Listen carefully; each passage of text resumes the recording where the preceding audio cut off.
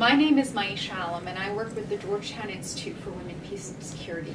Today I have the pleasure of speaking with 4 women from around the world who are grassroots leaders in their countries affecting positive change. I am honored to be joined by Razan Shalab al-Sham of Syria, Maria Aleksejenko of Ukraine, Selima Ahmad of Bangladesh, and Sally Dura of Zimbabwe.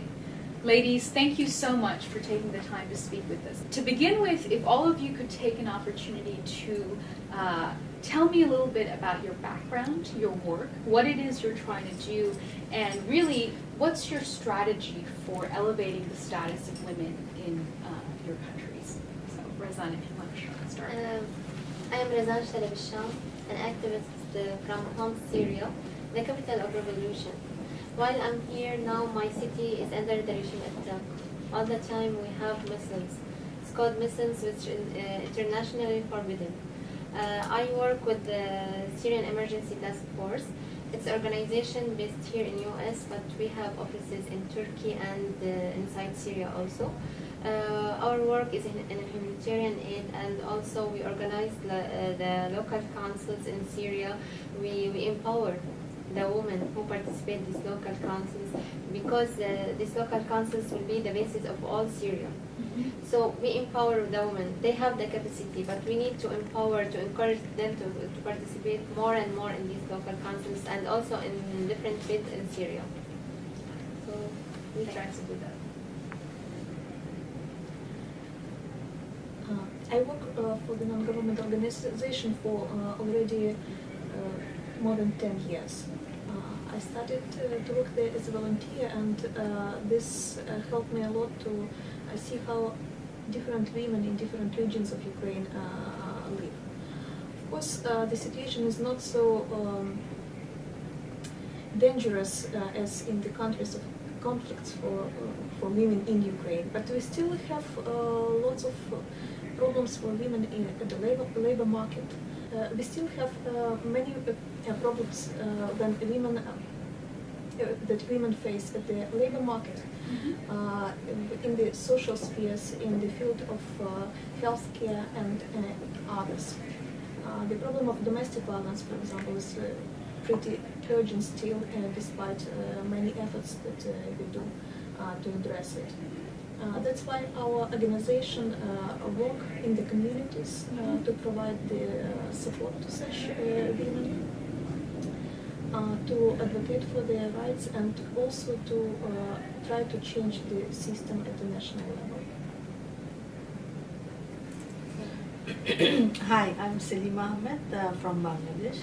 I'm a businesswoman. I started my own business and now turned into a big corporation.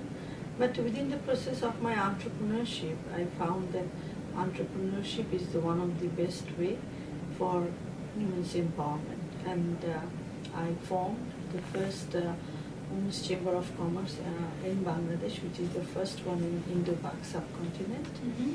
And I started with 24 members, but now we have more than 3,000 members. Within that period, I promoted for policies, and I think one of the strategies I took is policy advocacy for bringing a gender-friendly environment for the women entrepreneurs of Bangladesh, and for which we got 2 policies. One is in the national budget, and also separate allocation in access to finance in all the bank, and also having women's dedicated desk in all the banks.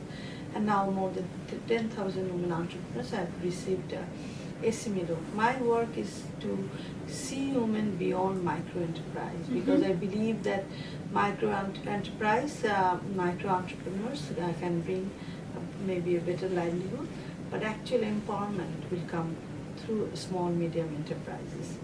I work in the area of democracy, anti-corruption, and gender equality and human rights.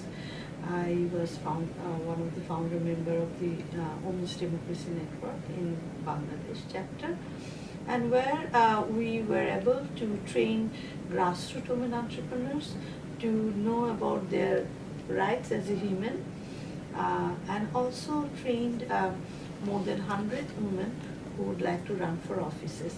I'm actually trying to mix up a combination of entrepreneurship economic empowerment and political empowerment, because I believe that ultimate empowerment will happen when we will see more women into economic and political arena. Hello, my name is Sally Dura. I'm from Zimbabwe and a passionate feminist. My work is I am employed by the Movement for Democratic Change, which is a social democratic political party in Zimbabwe, which is part of the government now, and the president is the current Prime Minister of the Republic of Zimbabwe. My work is to administratively run the women's wing of the party and service all the women needs of the party membership at all levels, from national level to the local level. And I also ensure that the women that are already in government at local level, at the Senate or the upper and the lower house, I give technical support, as well as ensuring that my party integrates gender and mainstream gender in its structure, formation, programming, and other strategies. I am also a national chairperson of the Youth Forum in Zimbabwe, which is a mass grassroots movement of youth from marginalized communities, youth in the mining areas, in the farming areas, in the rural areas, in the high-density suburbs, as well as the informal settlements. I inaugurally got elected there as a national chairperson last year, September. So it's a 2-year term, and in my serving that, I'm ensuring that the youths, being 67% of the population of the Republic of Zimbabwe, they participate in all development processes, because at the moment they are not there, you can't see them. My strategy in the women's movement, I'm also a chairperson of Harare Chapter, which is a network of individual members who have come together under the Women's Coalition of Zimbabwe to be active and to advocate and defend women and girls' rights in Zimbabwe. My strategy first is the person. I believe that women have all the pieces of the puzzle to transform societies to be an equal and a peaceful community. So my passion and my work revolves around personal empowerment of women, raising consciousness of their rights, and strategically breaking politics and participation into simple things so that women get to have that consciousness of what politics is, why women should participate, and the opportunities within their communities and within the levels that they can reach that are available for them so that they can take up leadership positions. And the other strategy for me is to then say it is not enough to get women there. We need to explore the world. We need to work the system in favor of women, so that if it is local government, if it is parliament, if it is Senate, we get through all the final details of who is where, who is the pressure point that is appropriate for a particular issue, so that women make informed decisions in their policy formulation or service delivery. So I also believe that when women are in leadership positions, we need to give them technical support, we need to give them economic support, we need to give them psychosocial support. So my other key strategy is creating a support system for women to take interest, to take leadership positions, and to be effective in what they are.